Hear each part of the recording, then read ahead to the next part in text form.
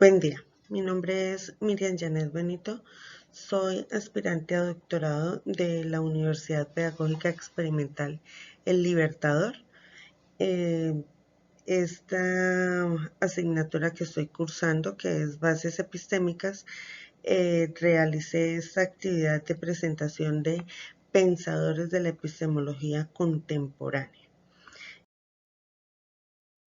Con empezaré por decir pues ¿qué es la epistemología?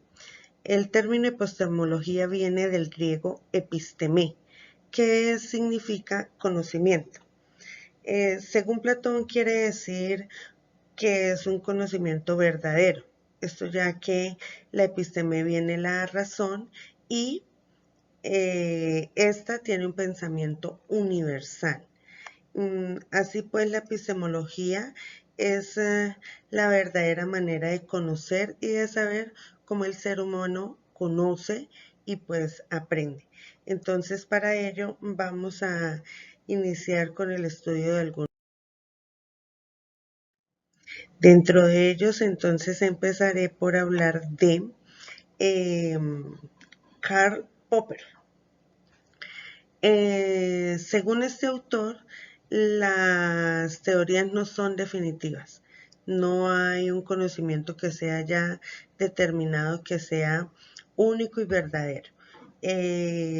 Las teorías son provisionales y el conocimiento científico es una aproximación a la verdad, donde cada vez se explican más cosas, pero nunca se podrá explicar todo. Se ha determinado que su pensamiento llamado racionalismo crítico es por lo mismo que él en su teoría expone y critica todo a partir del el falsacionismo, que es donde todo, toda afirmación puede partir de que sea una falsedad. Para Popper, una teoría debe poder ser refutada para demostrar que es científica. Según él, la teoría debe ser contrastada de modo experimental, utilizando el método hipotético deductivo.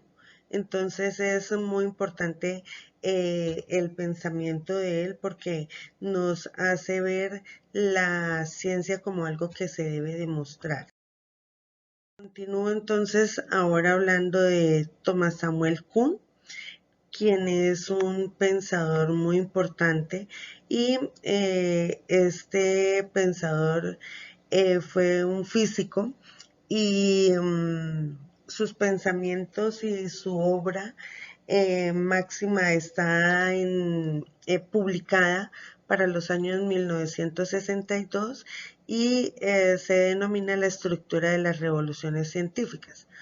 En este libro se aborda el concepto de paradigma, que ya había sido utilizado en la antigüedad, pero pues él le da una resignificación a este término. Uno de los aportes de Kuhn, fundamentales de Kuhn, es el progreso de la ciencia con un carácter revolucionario. Revolucionario dado pues que para que surja un nuevo conocimiento, un nuevo concepto es cuando se ha demostrado y se ha determinado que cae un principio para poder para que pueda surgir otro. Para la ciencia es fundamental el contexto histórico y social de la comunidad científica, ya que no es igual, no puede y no puede ser, es posible que sea significativo y que sea una verdad para un entorno, pero que no sea igual para otro lugar. Entonces, para Kuhn el desarrollo del conocimiento se debe a los cambios sucesivos de un paradigma. Entonces, para él, todos los cambios en la concepción del mundo de las revoluciones científicas están dadas a partir de cambios de paradigma. Entonces, para él es importante y todo en la estructura del conocimiento está basada a partir de los paradigmas. Entonces vamos cambiando de paradigmas para ir evolucionando e ir fomentando un nuevo conocimiento. Entonces ahora sobre Imre Lakatos. Eh, Imre Lakatos es un, un pensador que desarrolló la teoría de los programas de investigación. Entonces, para él es importante que la investigación surge a partir de un conjunto de teorías relacionadas entre sí, de tal forma que unas derivan de otras. Estas teorías comparten un núcleo central, que hay determinadas hipótesis que están en pro de defender este núcleo. Entonces, el núcleo está determinado para que, protegido por hipótesis, para poderlo siempre defender. Entonces, en este proceso, pues Lakatos dice que toda la ciencia atraviesa por periodos progresivos o regresivos.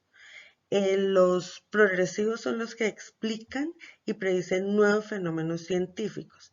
En cambio, los periodos regresivos son de aparente estancamiento, como que no hay un avance real dentro de la evolución de la ciencia. Dentro de los programas existen dos heurísticas, una positiva, que más o menos indican el camino a seguir para el desarrollo científico, y una negativa, que es la que impide la falsificación de las bases.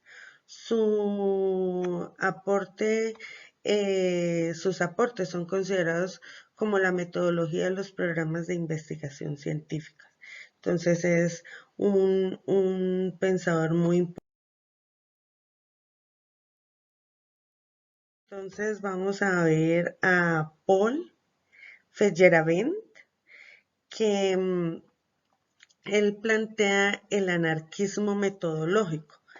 Entonces, él dice que la ciencia no tiene un método, que no hay un método en sí de que esté estructurado para la ciencia. Entonces, él habla del anarquismo metodológico, que consiste en determinar que la ciencia no posee un método propio, es decir, que niega la existencia del método científico.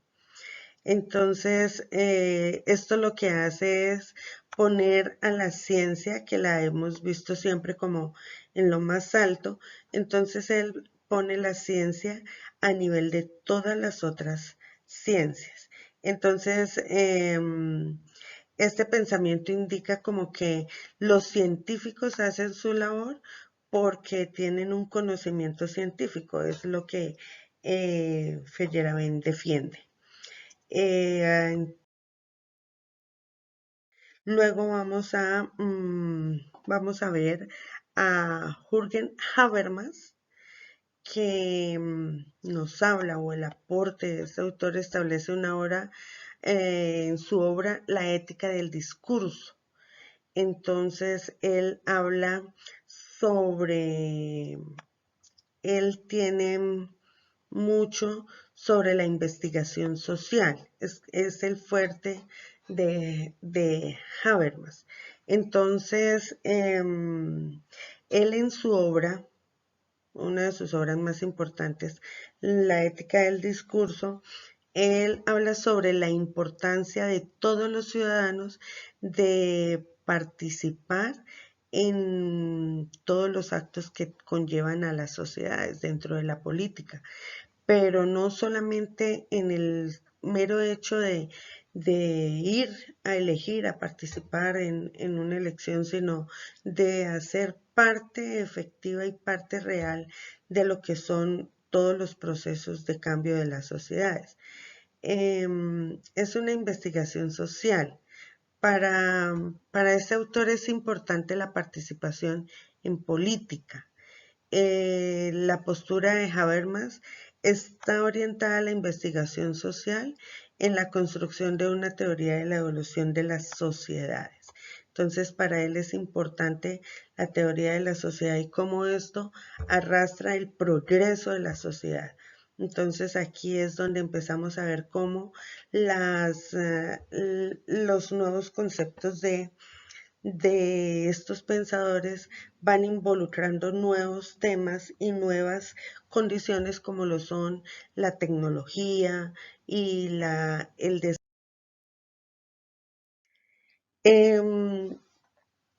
Luego entonces está, por último, vamos a ver a Mario Augusto Bunge, que él es un filósofo y para este autor en ciencia el conocimiento es considerado mediante la investigación científica, siguiendo el método científico. Él sí reconoce que hay un método científico y que para que sea ciencia debe estar respaldado por este.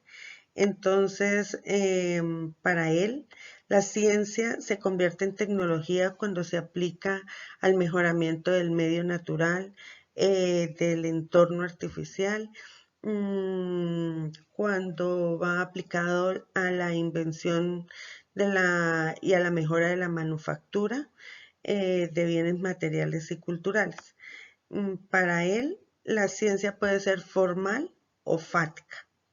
La ciencia formal es racional, sistemática y pues es verificable, pero no objetiva, no da información acerca de la realidad. En este caso, construye su propio objeto de estudio. Y la ciencia fática es analítica, trata de descomponerlo todo en elementos y las interacciones que hay entre cada elemento que se está estudiando. Entonces, pues, esta es las teorías del pensamiento. Muchas gracias.